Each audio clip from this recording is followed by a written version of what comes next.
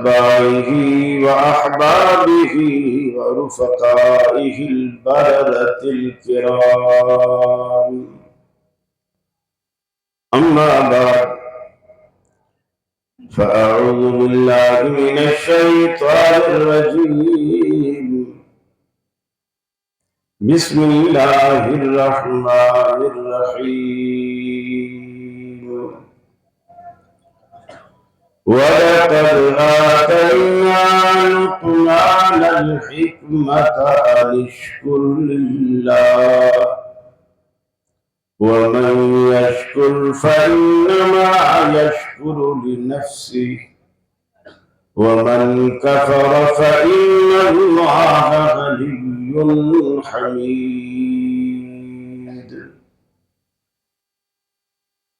وإذ قال لقمان لابنه وهو يعظه يا بني لا تشرك بالله إن الشرك لظلم عظيم.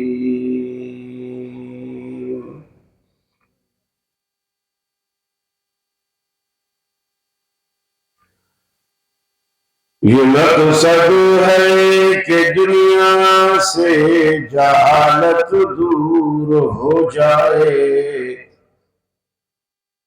کلام اللہ سے مومن کا دل پر نور ہو جائے۔ یا الہی جب تک میرے جسم میں جا رہے تجھ پہ صدقے تیرے محبوب پہ قربان رہے، میں رہوں یا نہ رہوں پر دل کی ہے یہ دعا، دین احمد اور عزت قرآن رہے۔ الہی ہم میں پھر وہ صدیق سا ایمان پیدا کر، عمر فاروق سا کوئی جری انسان پیدا کر، رگے تحریک کٹ جائے دم عثمان پیدا کر، علی المرتضی شیر خدا کی آن پیدا کر۔ واجب الاحترام علماء کرام، صدر مجلس، دریا خان اور اس کے قرب و جوار کے ذی وقار اہل توحید مسلم بھائیوں، میری مسلم ماں بہنوں بیٹیوں، آج ہم آپ کے شہر میں خالصتاً ایک دعوتی، تبلیغی اور اصلاحی مشن سے جمع ہے۔ اللہ سے دعا ہے کہ اللہ رب العالمین ہمیں اس مشن میں کامیاب فرمائے اور دین حقہ کی ترویج و تبلیغ کا اس اجتماع کو ذریعہ بنائے، علماء کو حق کہنے کی، آپ کو حق سننے سمجھنے اور ہم سب کو عمل کی اللہ توفیق عطا فرمائے۔ مجھے انتظامیہ کی طرف سے حکم ملا ہے کہ شرک کی تباہ کاریوں کے عنوان سے کچھ باتیں آپ کے گوش گزار کی جائیں۔ شرک کے نقصانات کیا ہیں اور یہ ایک مسلمان کی زندگی کو کس طرح تباہ و برباد کرتا ہے، اور یہ ایک حقیقت ہے، آپ جو کلمہ پڑھ کر مسلمان ہوتے ہیں اس کلمے میں بھی اللہ نے اپنی وحدت، اپنی الوہیت، اپنی ربوبیت، اپنی توحید کا اس بات اور اس کا اقرار بعد میں لیا، معبودان باطل کا انکار ہم سے پہلے کرایا، اس لیے کہ شرک کی موجودگی میں نبی کریم صلی اللہ علیہ وسلم نے فرمایا کسی شخص کے دل میں، ایک ہی شخص ہو، اس ایک شخص کے دل میں شرک اور ایمان دونوں بیک وقت جمع نہیں ہو سکتے۔ شرک رہے گا ایمان جائے گا، اور ایمان آئے گا شرک جائے گا۔ اور وہ میں نہیں سمجھتا کہ کیسے مومن ہے جو دونوں چیزوں کو ایک ساتھ چلا رہے ہیں۔ آدھے مشرک بھی ہوتے ہیں اور آدھے مومن بھی ہوتے ہیں، جن کے بارے میں خود قرآن مجید نے کہا وَمَا يُؤْمِنُ أَكْثَرُهُمْ بِاللَّهِ إِلَّا وَهُمْ مُشْرِكُونَ، کہ جو لوگ اللہ کے ساتھ ایمان لائے ہیں ان ایمان لانے والوں میں اکثریت مشرک ہے۔ ایمان لانے والے لیکن اکثریت مشرک۔ قرآن مجید نے اس کا سب سے بڑا نقصان یہ بتایا ہے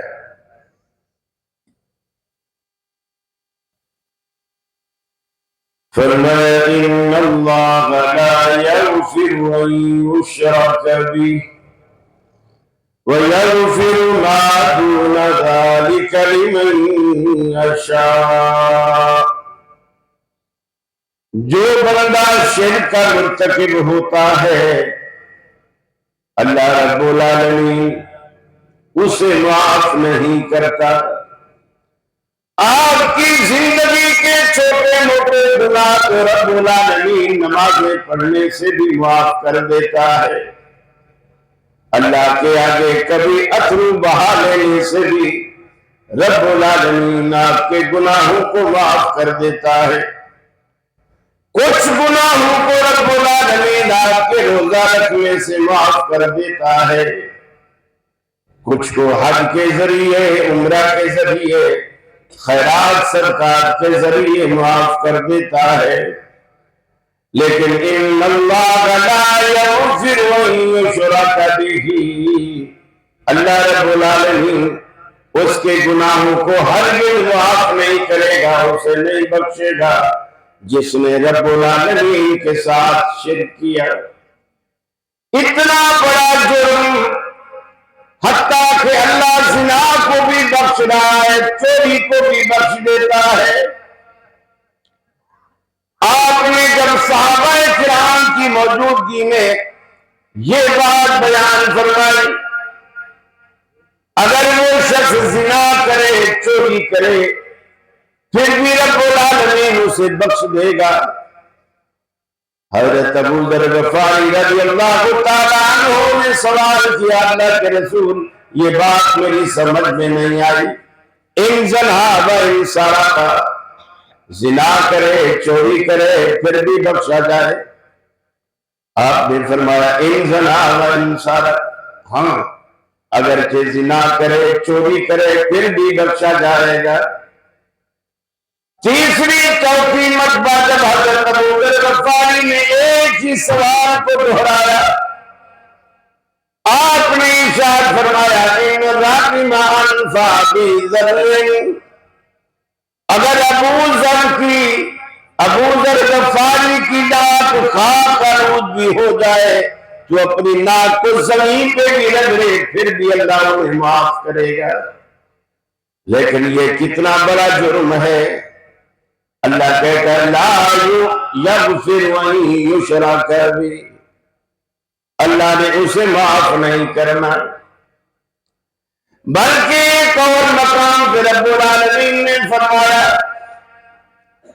اللہ نے اپنے حبیب سے کہا، حالانکہ اللہ کے رسول سے کسی قسم کا یہ شک یا شبہ نہیں کہ آپ کس قسم کے گناہ کا ارتکاب کریں گے، لیکن آپ نے اللہ نے امت کو سمجھانے کے لیے رسول اللہ کو مخاطب کر کے فرمایا لَإِنَّ شَرَكْتَ لَيَحْبَطَنَّ عَمَلُكَ، اے حبیب اگر آپ نے بھی شرک کیا لَيَحْبَطَنَّ عَمَلُكَ، آپ کی ساری زندگی کے عمل برباد ہو جائیں گے۔ شرک کی تباہ کاریوں میں یہ کتنا بڑا نقصان ہے کہ انسان کی زندگی کی نیکیاں برباد ہو جاتی۔ یہ بالکل ایسے ہے جیسے کوئی پہلوان کثرت بھی کرے، 2 کلو دودھ بھی پیے، 1 پاؤ دیسی گھی بھی روز کھائے، اور پھر تھوڑا سا مکھی کے سر کے برابر نیلا چوتھا، آپ سمجھتے ہیں نیلا چوتھا کیا ہوتا ہے؟ زہر۔ یہ نیلا چوتھا بھی تھوڑا سا 2 کلو دودھ 1 پاؤ دیسی گھی کثرت بھی کرے اور تھوڑا سا نیلا چوتھا بھی کھائے، مجھے بتائیے دودھ غالب آئے گا، گھی غالب آئے گا اس پر، یا وہ زہر غالب آئے گا؟ زہر۔ یہی کام شرک کا زہر کرتا ہے، شرک کا زہر یہی کام کرتا ہے۔ آپ کی عبادتیں، آپ کی ریاضتیں، آپ کے سجدے، آپ کی دعائیں، آپ کی خیرات، صدقات، سب کچھ برباد ہو جاتا ہے۔ اور یہ اتنی بڑی بات ہے، حضرت لقمان حکیم کے بارے میں جو قرآن مجید نے بیان کیا، اپنے بیٹے کو نصیحت کرتے۔ دیکھیے، باپ جب اولاد کو نصیحت کرتا ہے، خاص کر اپنے آخری وقت میں اپنی زندگی کا ایک نچوڑ دیتا ہے۔ ہم بھی باپ ہیں، بعض ہم میں دادا بن گئے، بعض نانا بن گئے، بعض ابا ہیں، لیکن ہم جب بچوں کو نصیحت کرتے ہیں تو کیا نصیحت کرتے ہیں؟ بیٹا کچھ پڑھ لکھ لے، بڑا آدمی بنے گا، نہیں تو میری طرح کسان ہی رہے گا، کچھ پڑھ لے گا تو افسر بنے گا، یا پڑھ لکھ گیا ہے، پڑھا ہے، فیل ہوا ہے، پھر دکان پہ ہم نے بٹھا دیا، بیٹا دکان پہ دھیان دے، ہم نے تیری کچھ مہینوں کے بعد شادی کرنی ہے، اپنے پاؤں پہ کھڑا ہونے والا ہوگا تو ہم تیری شادی بھی کریں گے۔ یہ ہمارے ارمان ہوتے ہیں جو ہم اپنی اولاد میں دیکھنا چاہتے ہیں۔ وہ بھی تو لوگ تھے نا، آخر ان کے بھی تو ارمان تھے، پیسوں کی ضرورت، نوکری کی ضرورت، بڑا بننے کی ضرورت، کیا ان کو محسوس نہیں ہوتی تھی؟ ہوتی تھی۔ اس کے باوجود فرمایا وَلَقَدْ آتَيْنَا لُقْمَانَ الْحِکْمَةَ، ہم نے حضرت لقمان کو حکمت و دانائی عطا کی۔ انشکر للہ، یہ بھی انہیں حکم کیا کہ رب العالمین کا شکر گزار بندے بنے رہیے۔ وَمَن يَشْكُرْ فَإِنَّمَا يَشْكُرُ لِنَفْسِهِ،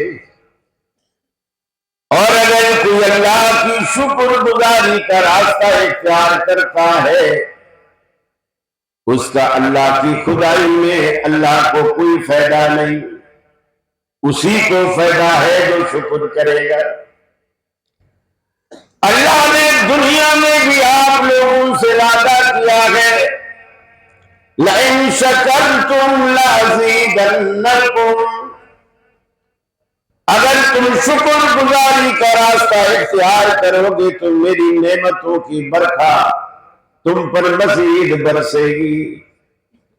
وَلَئِن كَفَرْتُمْ، اور اگر تم نے ناشکری کی، إِنَّ عَذَابِي لَشَدِيدٌ، یاد رکھ لو میرا عذاب بڑا سخت ہے۔ سیدنا لقمان علیہ السلام کو بھی یہی فرمایا،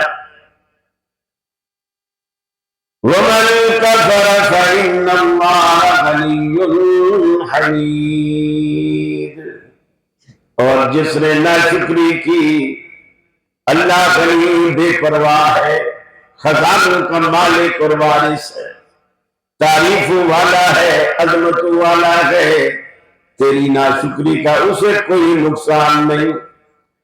پھر فرمایا وَإِذْ قَالَ لُقْمَانُ لِابْنِهِ، وہ وقت یاد کرو مسلمانوں جب حضرت لقمان نے اپنے بیٹے کو نصیحت کرتے ہوئے فرمایا، یا بنی لا تشرک باللہ، اے میرے لگتے جگر، اے میرے جگر کے ٹکڑے، کچھ بھی ہو جائے اللہ کے ساتھ شرک نہ کرنا، کبھی اللہ کی ذات کے ساتھ کسی کو شریک نہ ٹھہرانا، نہ اس کی ذات میں، نہ اس کی صفات میں، نہ اس کے احکامات میں، شریعت ساز بھی اسی کو ماننا۔ آج لوگ یہ بھی پوچھتے ہیں میاں فلانا تو شرک نہیں کرتا، اس کے پیچھے نماز پڑھنے میں کیا حرج ہے، اس کے پیچھے نماز پڑھنے میں کیا حرج ہے؟ یاد رکھ لیجئے، بڑے اگر گہرائی سے آپ جانیں گے، تقلید بھی شرک سے پاک نہیں ہے۔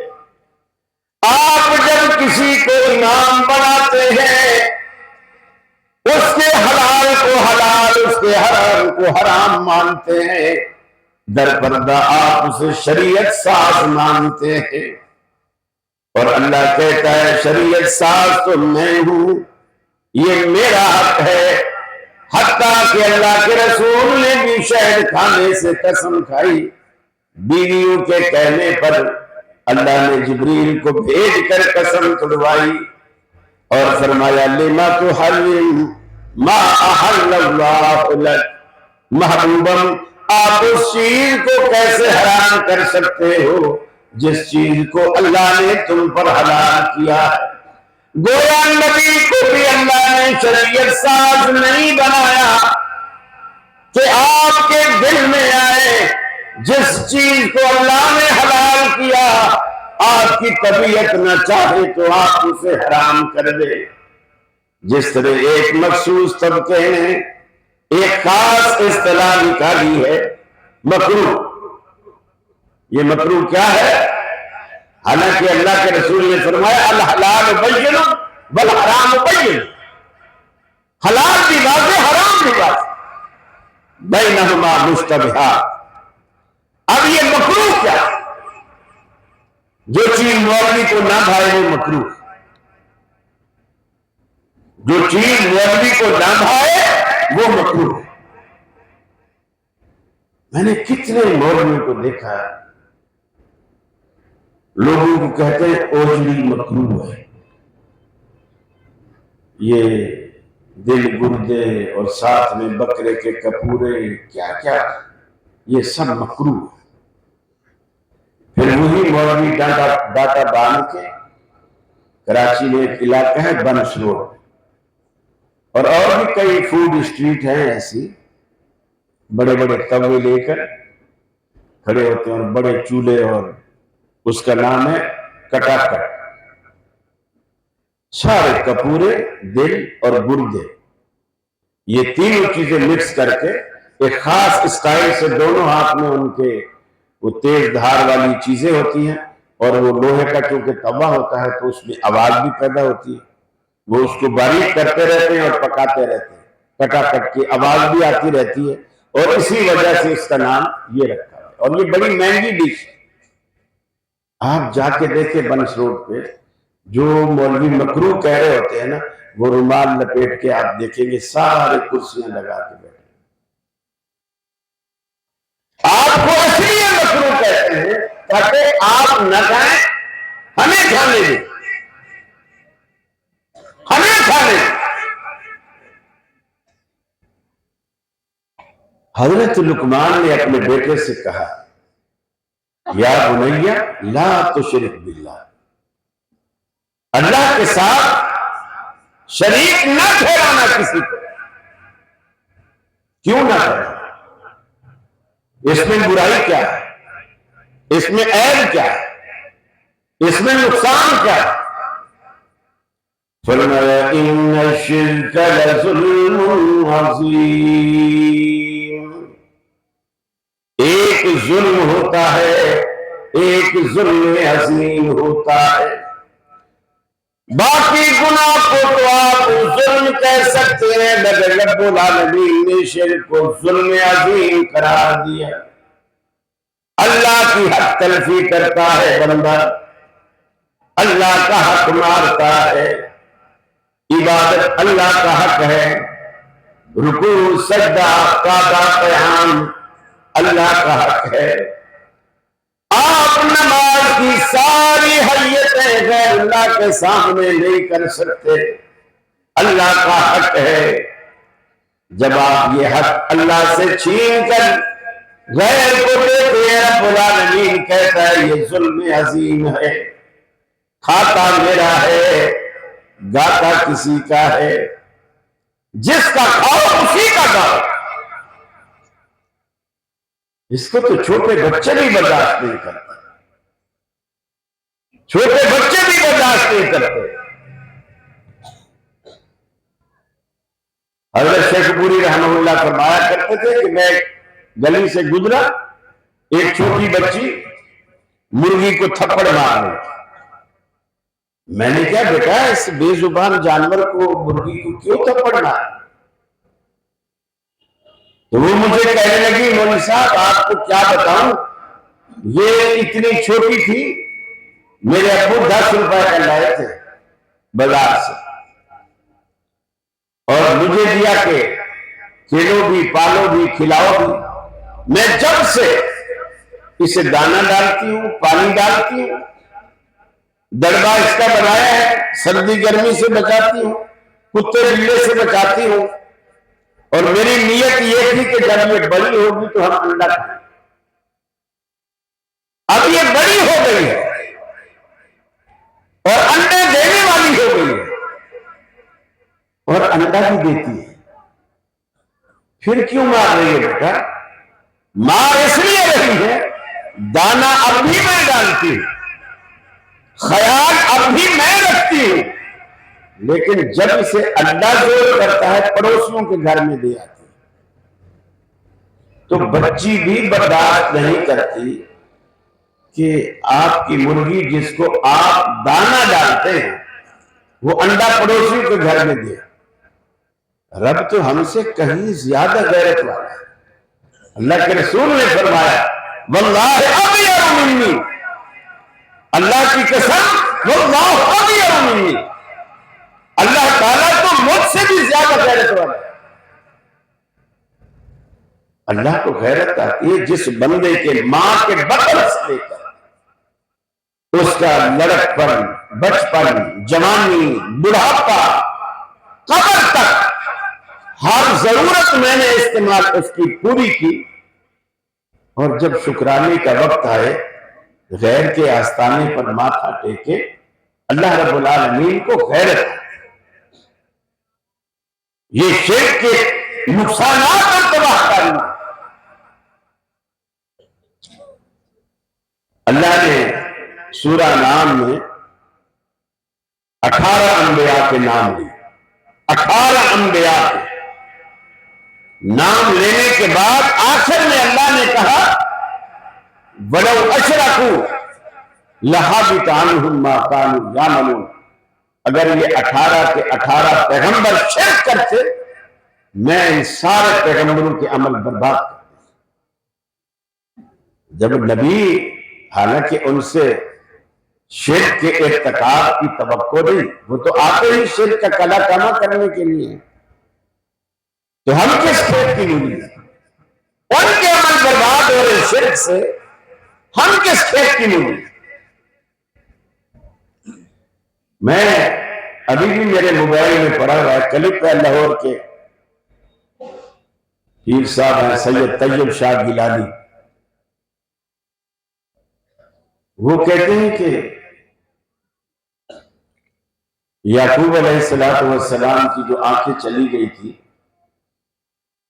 یوسف علیہ السلام کا جب کرتا مصر سے بھائی لے کر چلے اور ان کی والد کی آنکھوں پر ڈالا گیا تو وہ بینا ہو گئے۔ قرآن تو یہی کہتا ہے، لیکن اصل بات میں بتاؤں، اس کرتے کے پیچھے پیر عبد القادر جیلانی کا لوا، یعنی یہ بھی مان رہا ہے کہ قرآن میں یہی ہے، لیکن پس پردہ بھی پیر عبد القادر جیلانی کا لوا تھا جس نے ان کی آنکھیں تھی۔ پیغمبر بھی محتاج نعوذ باللہ پیر عبد القادر جیلانی، پھر یہ بھی وضاحت سے کہتا ہے کہ آپ بولو گے کہ وہ تو اس وقت پیدا ہی نہیں ہوئے تھے۔ ارے آپ کو کیا پتا، یہ جو غوث پاک ہیں یہ دنیا جب بنی نہیں تھی جب سے لوگوں کے کام کرنا، جب سے لوگوں کے کام کرنا۔ ادریس علیہ السلام معراج پہ گئے جنت کی سیر کرنے، ایک بات پسند آ گئی،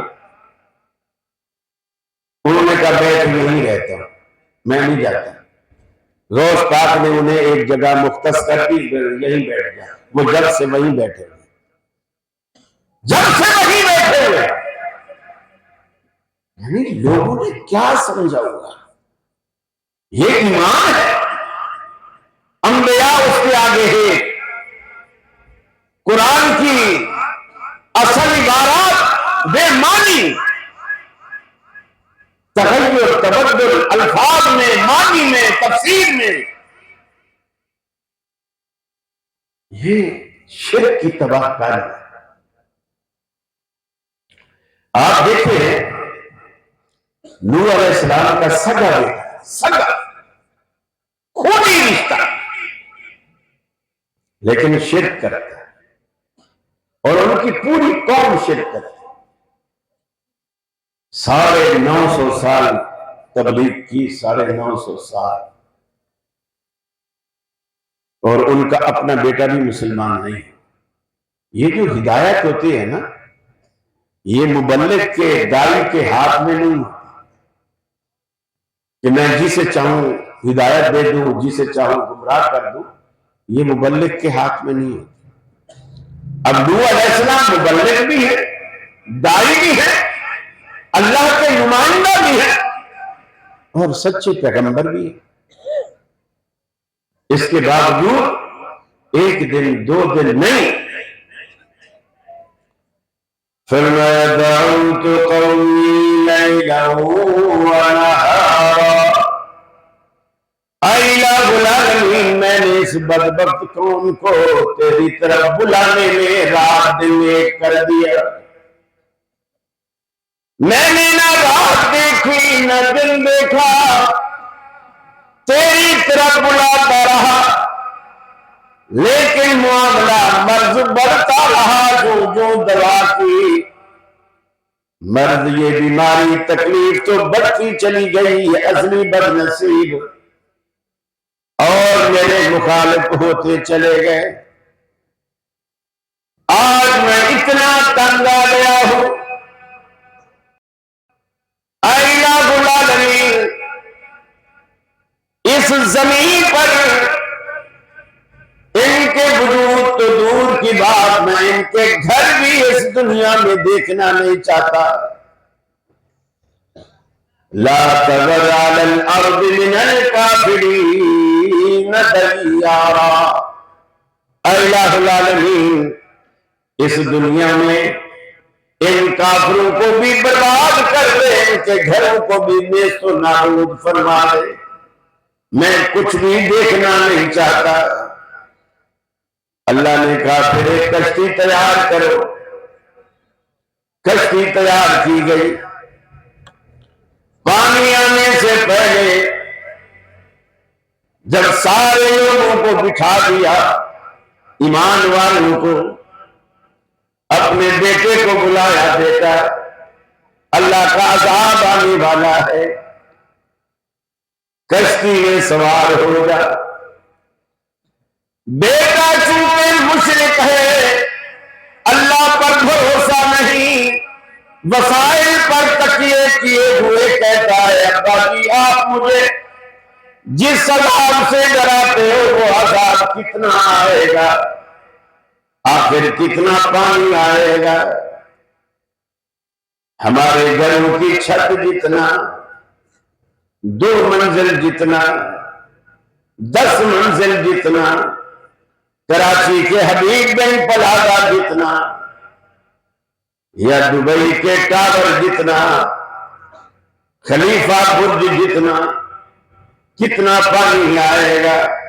سآوی الی جبل یعصمنی من الماء،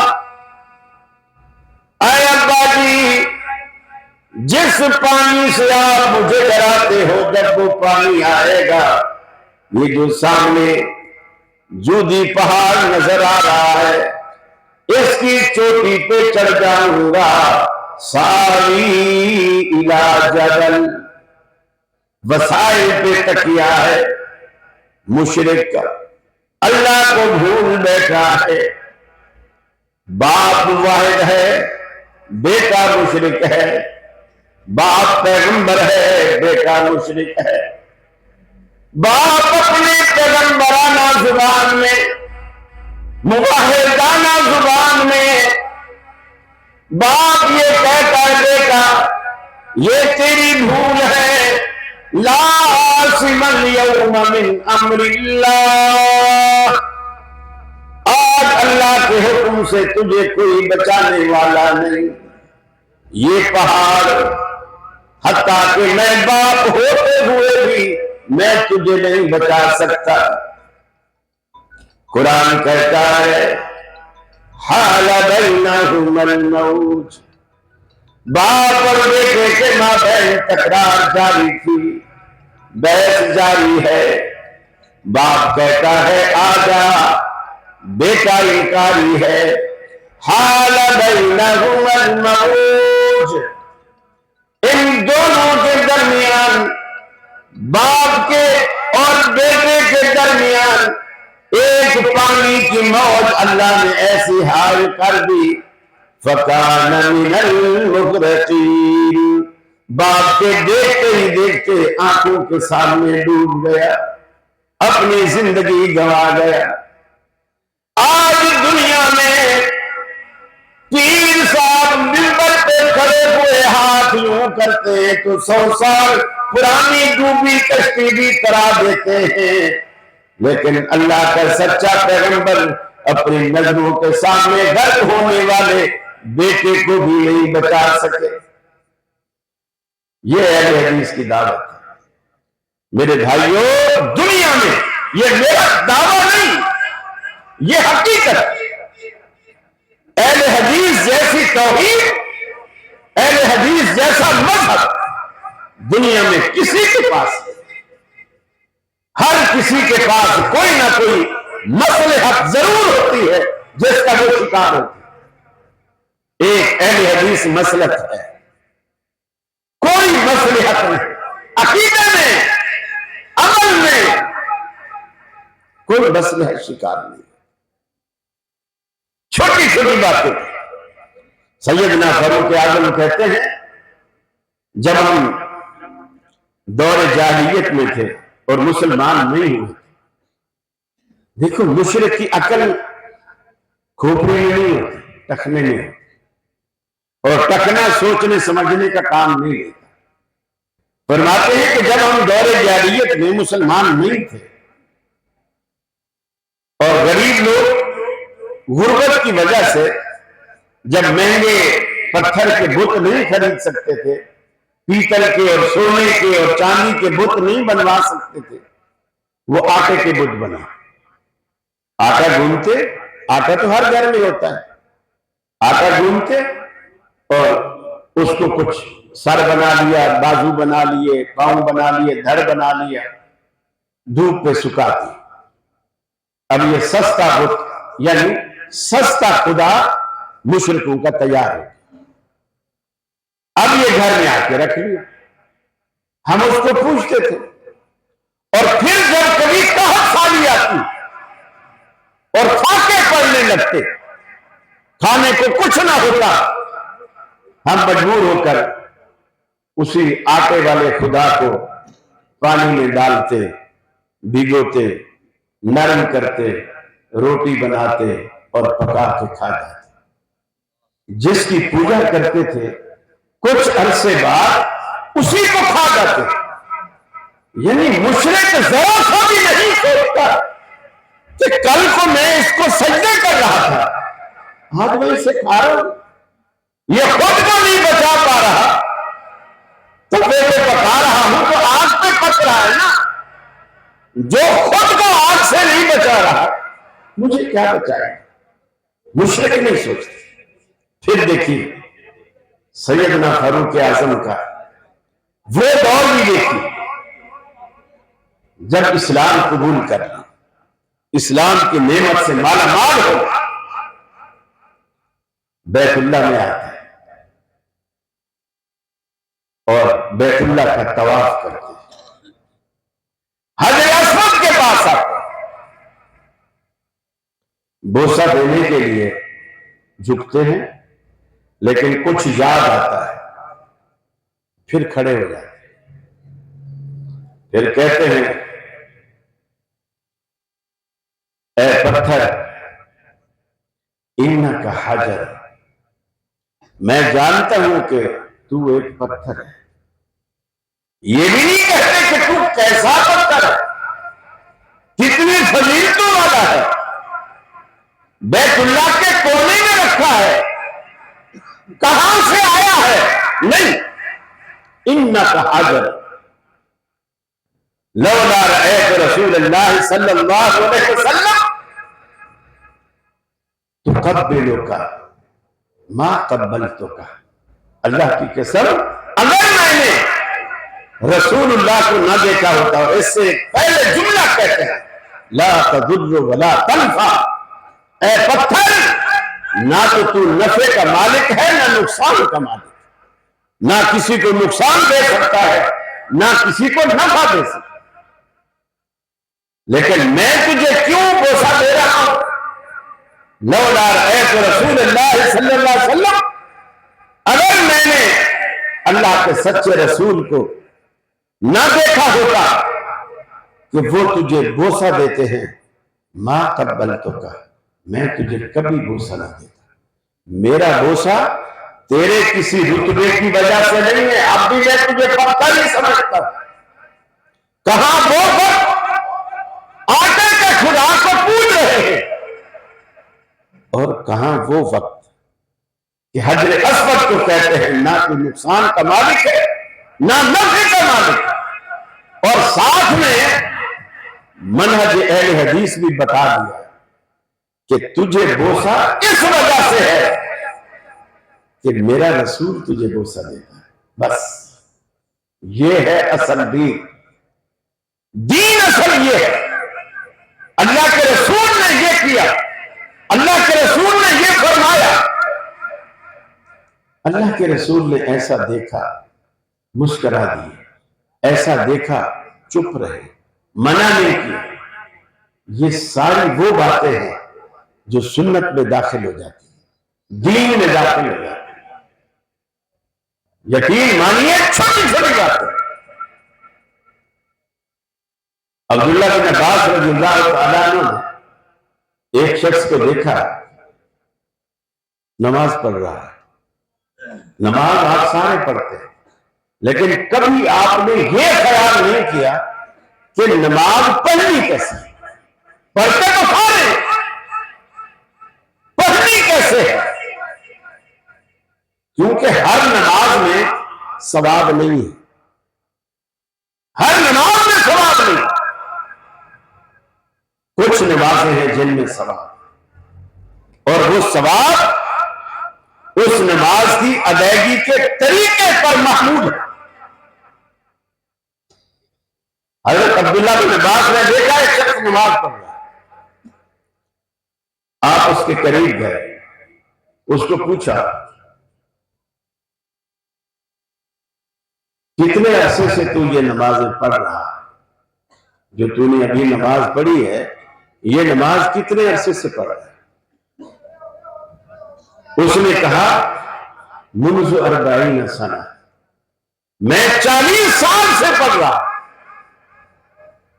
انہوں نے کہا انا للہ و انا الیہ راجعون، اس کا مطلب یہ ہے کہ تو نے 40 سال سے کوئی نماز نہیں پڑھی، 40 سال سے کوئی نماز نہیں پڑھی۔ نماز تو حالانکہ پڑھی جائے، آپ نے کبھی سوچا کہ آپ کتنے عرصے سے نماز پڑھ رہے ہیں، لیکن کون سی نماز پڑھ رہے ہیں؟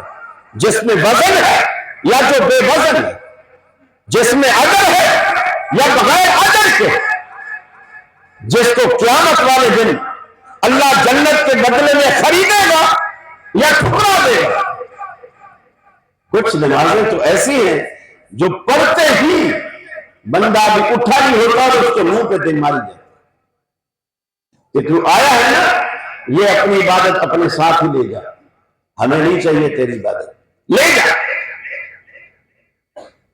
ہر نماز اجر نہیں رکھتی، ہر قربانی اجر نہیں رکھتی، ہر حج اجر نہیں رکھتا، ہر عمرہ اجر نہیں رکھتا، پھر کون سا عمل اجر رکھتا ہے؟ لقد كان لكم في رسول الله اسوة حسنة، وہ عمل اجر رکھتا ہے جس عمل میں رسول اللہ صلی اللہ علیہ وسلم کا نمونہ زندگی کا موجود ہے۔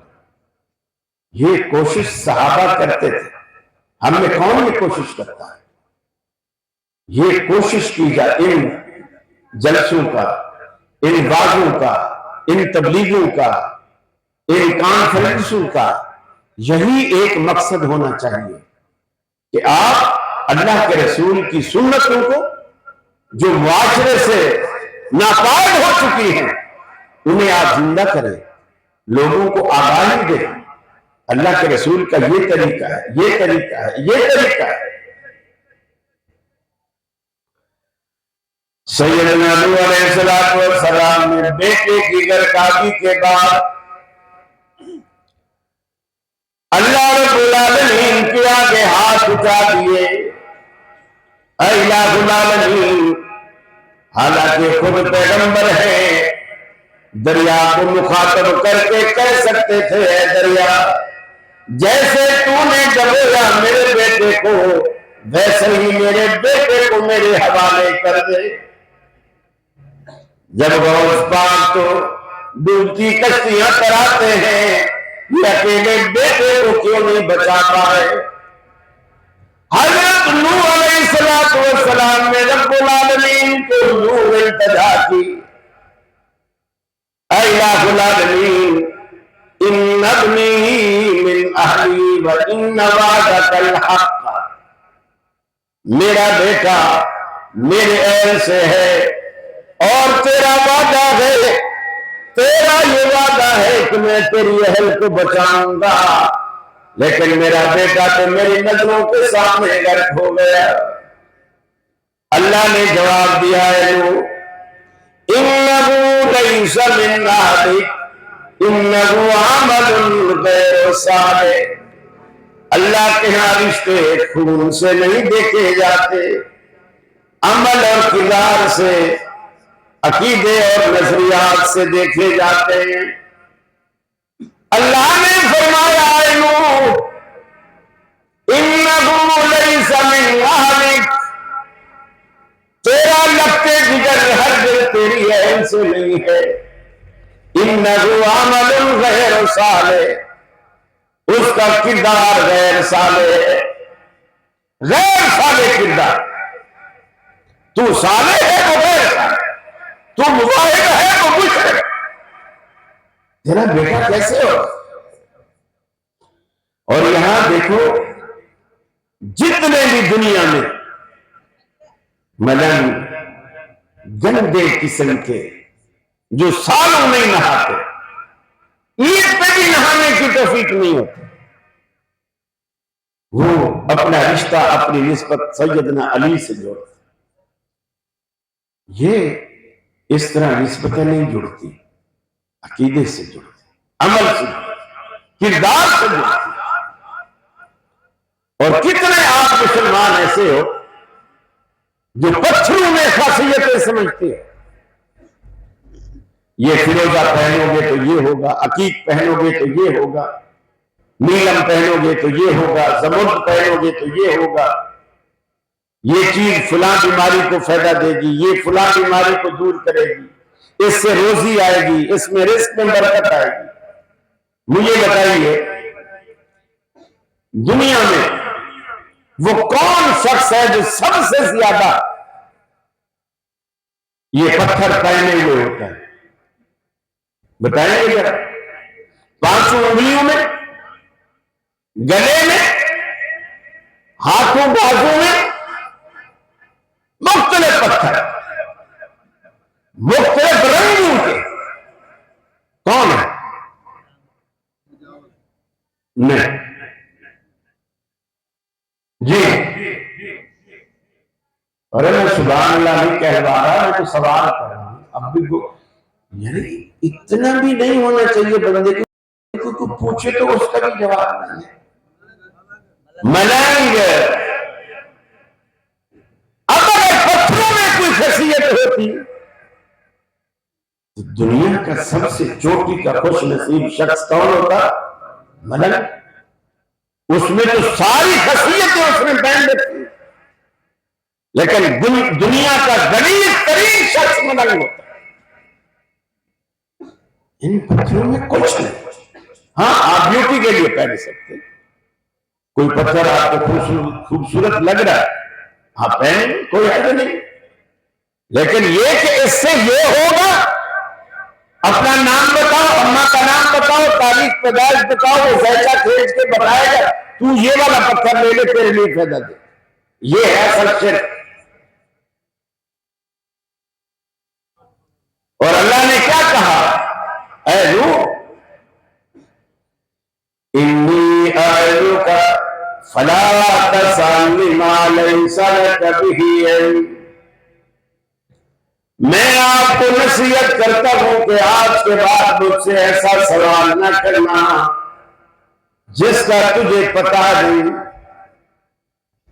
انی اعلک ان تکون من الجاہلین.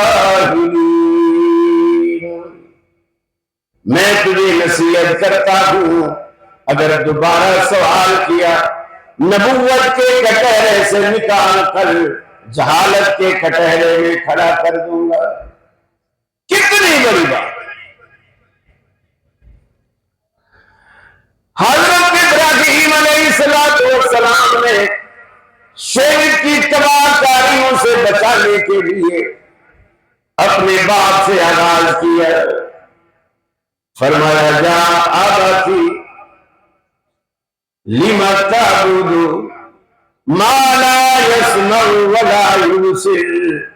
اے ابا جی آپ ان کی پوجا کیوں کرتے ہو؟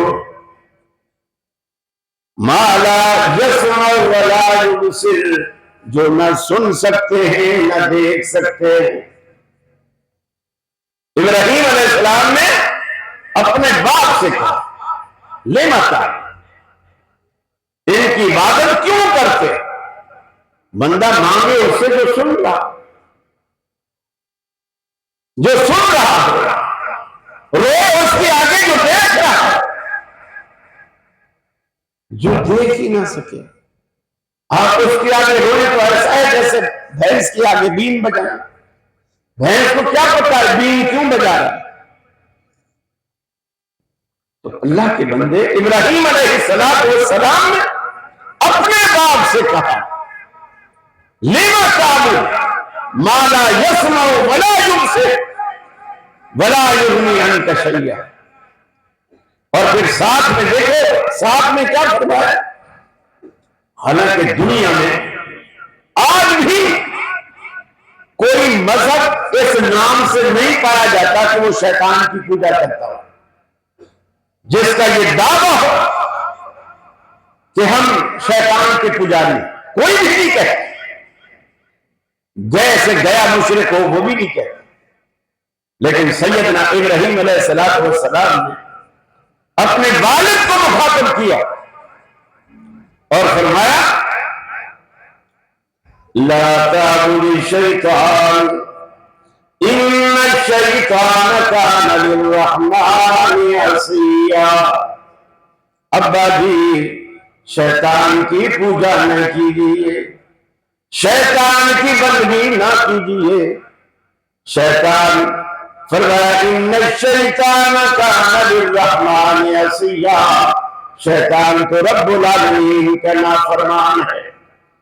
حالانکہ ابراہیم علیہ السلام کے والد بھی شیطان کی پوجا نہیں کر رہے تھے، مگر جس کی بھی پوجا کر رہے تھے سیدنا ابراہیم علیہ السلام نے اسے شیطان کی پوجا سے تعبیر کیا۔ معلوم یہ ہوا اللہ کو چھوڑ کر جس کی بھی پوجا کرو وہ شیطان کی پوجا، کیونکہ شیطان یہ چاہتا ہے آپ سے اللہ کا در چھڑوا دے اور غیر اللہ کے دروازے پر آپ کو ذلیل کرے، آپ کو یکجائی نہ بننے دے بلکہ ہر جائی بنائے۔ اور یہ ہر جائی بننا حلوائیوں کا کام، جن کا دن رات یہی کا ہر عمل میں ہر بات میں نتیجہ کر پیٹ لگائے۔ میں نے خود عامر لیاقت سے سوال کیا جب وہ مجھ پر اعتراض کر رہے تھے کہ آپ آخر 11ویں کیوں نہیں مناتے؟ میں نے جواب دیا کہ یہ چیز شرک کے دائرے میں آتی ہے، غیر کے نام کا تقرب حاصل کرنے کے لیے اس کے نام پر خیرات کرنا، بانٹنا، کچھ بھی کرنا۔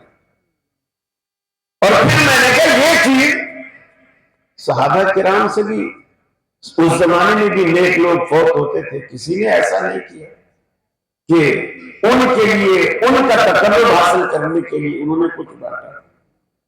تو بولے صحابہ تو صحابہ تھے، وہ تو بخشے بخشائے لوگ تھے، انہیں کیا ضرورت تھی قرآن پڑھ کے بخشوانے کی یا دوسری چیزیں کرنے کی؟ تو میں نے کہا آپ کی نظر میں کہ امیر عبد القادر جیلانی گناہ گار؟ کہنے لگے نہیں۔ تو میں نے کہا پھر ہر مہینے ان کے نام کی 11ویں کیوں بخشواتے؟ فوراً کہا بریانی کھانے کی، بریانی کھانے کی۔ میں نے کہا بس اب آپ بریانیاں کھاتے رہو، میرا مسئلہ یقین مانیے دفتر میں حنیف قریشی صاحب نے کہا کہ ناراض ہوئے ان سے اور کہنے لگے کہ جب آپ نے جواب دینے ہوتے ہیں تو ہمیں کیوں بلایا تھے؟ ہمیں کیوں بلایا؟ اب یہ باہر جائے گا، ہر کسی کو بتائے گا کہ یہ 11ویں اس لیے کرتے ہیں تاکہ بریانی کھا سکے، ہم کو بریانی کھانے کے لیے کرتے ہیں۔ میں نے کہا یار مجھ سے قسم دلوا دو، میں کسی کو نہیں بتاؤں گا، اس لیے کہ یہ پروگرام لائیو جا رہا ہے، ہر بندے نے اپنے کانوں سے سنا ہے، مجھے بتانے کی ضرورت ہی نہیں۔ ہر بدعت کے پیچھے، ہر گمراہی کے پیچھے، ہر شرک کے پیچھے یہ پیٹ ضرور جڑا۔ آپ یہ نکال کے دیکھ لیں، یہ بدعتیں، یہ خرافات خود بخود ختم ہو جائیں، خود بخود ختم ہو جائیں۔ الحمدللہ اس دنیا میں صحابہ کرام کے منہج پر اگر کوئی جماعت ہے، اگر کوئی مسلک ہے تو وہ مسلک اہل حدیث۔ کوئی مصلحت، کوئی لگی لپٹی کوئی بات ہی نہیں، ایک ہی بات، جو قرآن نے کہا وہ سچ، جو اللہ کے نبی نے فرمایا وہ سچ، باقی ہم کسی چیز کے مکلف نہیں، باقی ہم مکلف ہی نہیں۔ یقین مانیے دنیا کو گمراہ کرنے کے لیے آپ سے آپ کا منہج چھینا گیا، آپ کی حمیت چھینی گئی، آپ کی غیرت چھینی گئی، بدعات سے، بدعتیوں سے، مشرکوں سے یارانے قائم کر کے یہ ساری خرافات آپ میں پیدا کر دی گئی، اور آپ میں ایسی لچک پیدا کر دی گئی کہ اب آپ کہتے ہیں کیا حاجت ہے؟ نماز پڑھنی ہے، اللہ کی پڑھنی ہے، جہاں چاہو پڑھ لو، جیسے چاہو پڑھ لو، جس کے پیچھے چاہو پڑھ لو۔ مسجد اللہ کا گھر ہے، اس سے کیا فرق پڑتا ہے؟ یہ مسئلے صحابہ کو معلوم نہیں تھے. اللہ کے رسول نے ایسے کام کہہ دیا، صلو کما رأیتمونی اصلی، نماز تمہاری ہوگی ہی تبھی جب میرے طریقے کے مطابق ہوگی. اور آج کتنے لوگ ایسے ہیں، عورت یوں سجدہ کرے، مرد یوں سجدہ کرے. یہ تقسیم کس نے کی؟ جس بیٹھک کو اللہ کے رسول نے کتے کی بیٹھک قرار دیا، ایک رانوں سے چپکا کے، خود زمین سے چپک کے، کوہنی سے ہاتھ تک پوری ہتھیلیاں اور پورے بازو زمین پہ بچھا کے، یہ عورت کی نماز ہے اور یہ دوسری مرد کی نماز. یہ تقسیم کس نے کی؟ آپ نے فرمایا صلو کما رأیتمونی اصلی، آپ مردوں کے بھی نبی ہیں، عورتوں کے بھی نبی ہیں. تیسری کوئی بات نہیں. اس وقت اگر آپ کو حق چاہیے، صحیح منہج چاہیے، رسول اللہ کی اصل سنتیں چاہیے، صحابہ کرام کی اصل فکر چاہیے، تو آپ کو اہل حدیث کے سوا کہیں نہیں ملے. یہ محدثین کے منہج پر یہ جماعت ہے، صحابہ کرام کے منہج پر یہ جماعت ہے. میرے بھائیوں، صرف شرک سے بچ جانا بھی کافی نہیں. شرک کے بعد آپ کی عبادات کا نبی کریم کے طریقے کے موافق لقد کان لکم فی رسول اللہ اسوۃ حسنہ، آپ کے طریقے کے موافق ہونا بھی شریعت کا تقاضا ہے، تاکہ آپ کے عمل میں وزن پیدا ہو، آپ کے عمل میں جان پیدا ہو، آپ کے عمل کی کوئی قیمت ہو. میرے بھائی، ان جلسوں سے اگر آپ نے یہ کچھ نہیں سیکھا، صرف چاول کھا کے چلے گئے، چاول تو اللہ تعالیٰ آپ کو گھر میں بھی کھلا دیتا ہے. یہاں ٹھیک ہے ہر بندہ اپنے نصیب سے ہی کھاتا ہے، انشاءاللہ آپ کو چاول بھی ملیں گے، لیکن جلسے کا مقصد چاول کھانا یا چاول کھلانا نہیں. یہ اضافی، یوں سمجھو بونس ہے، اضافی چیز ہے. اصل جو جلسے کا مقصد یہ ہے، آپ منہج نبی کو پہچانیں، صحابہ کرام کے دین کو پہچانیں. شرک سے قائل ہوئی، شرک کی ایسی بڑی تباہ کاریاں ہیں کہ آپ کی ساری زندگی کے عمل برباد ہو جاتے ہیں. فرمایا من یشرک باللہ فقد حرم اللہ علیہ الجنہ ومأواہ النار. جس بندے نے بھی اللہ کی ذات کے ساتھ کسی کو شریک ٹھہرایا، حرم اللہ علیہ الجنہ، اللہ رب العالمین نے اس پر جنت میں داخلہ حرام کر دیا. ومأواہ النار، جہنم کو اس پر حلال کر دیا، اس کا ٹھکانہ ہی جہنم بنا دیا. یہ کوئی معمولی جرم نہیں ہے کہ آدمی کہتا ہے کہ میں نے یہ کہہ دیا، میں نے وہ کہہ دیا. یہ صرف کہنے سننے والی بات نہیں. اللہ تعالیٰ نے جنت اور دوزخ کا مدار رکھا ہے جن عقائد پر، جن نظریات پر. آپ اپنی زندگی میں اسے سمجھیں. ٹھیک ہے مدارس میں آپ داخلہ نہیں لے سکتے، آپ بخاری مسلم نہیں پڑھ سکتے، لیکن کوئی بات نہیں. جو لوگ جنہوں نے بخاری مسلم مدارس میں اپنا وقت گزارا ہے، ان کی مجلسوں میں بیٹھ کر اپنی زندگیوں کو ضرور سنوار سکتے ہیں. میری دعا ہے اللہ رب العالمین مجھے اور آپ کو عمل کی توفیق عطا فرمائے.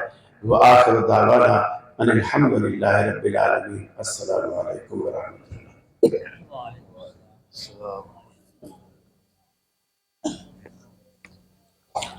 بسم اللہ.